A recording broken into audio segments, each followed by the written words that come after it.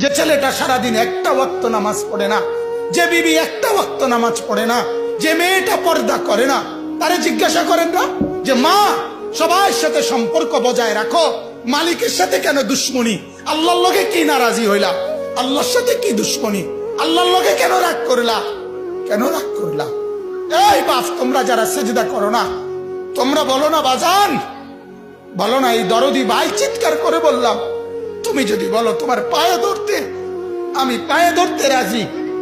তুমি যদি বলো তোমারে জড়িয়ে ধরে কানতে, আমি কানতে রাজি। তুমি বলো কেন আল্লাহর সাথে রাগ করলা? কেন আল্লাহর সাথে রাগ করলা? কেন আল্লাহর সাথে নারাজ হইলা? কেন সেজদা কপালে জুটলো না? কেন মালিকের সাথে সারাদিনের এত কিছুর বিনিময়ে আল্লাহ তাআলা একটা মিস কল দিলে, 2 সেকেন্ডের একটা মিস কল দিলে বন্ধু তুমি টের পাও তোমার মোবাইলে মিস কল আসছে। এত বড় মসজিদে 6টা মাইকের হরন দিয়া আল্লাহু আকবার বলে তোমারে ডাক দেয়, তোমার একটা বারও কানে লাগে না, বিবেকে লাগে না। তোর মতো সত্য ডাকাত, তোর মতো পাষাণ বেটার কে হইতে পারে? বেটা কথা বলেন না কেন? তুই ডাকাত, কত বড় ডাকাত!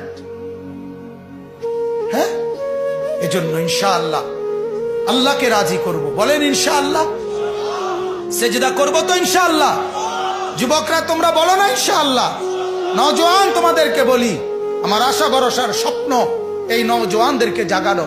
আমি সারা দিন রাত চাই যুবকরা জেগে উঠুক, কারণ আগামীর পৃথিবী, গোটা বিশ্ব 2 ভাগ হবে। এটাই পৃথিবীর পুরা ভবিষ্যৎ। এক ভাগ পুরাপুরি দাজ্জালের অনুসারী কাফের, আরেক ভাগ মাহাদির অনুসারী ইমানদার। এই 2 ভাগে পৃথিবী অচিরেই বিভক্ত হয়ে যাবে। তুমি যদি মাহাদির পক্ষে থাকতে না পারো, তুমি যদি দাজ্জালের ধোকায় পড়ে যাও, আল্লাহর কসম ঈমান নিয়ে কবরে যাইতে পারবা না। অতএব আমি তোমার ঈমান চাই, আমি যুবকের ঈমান চাই, আমি যুবকের আখিরাত চাই। আল্লাহ তাআলা আমাদের প্রত্যেককে ঈমান আমলের দৌড়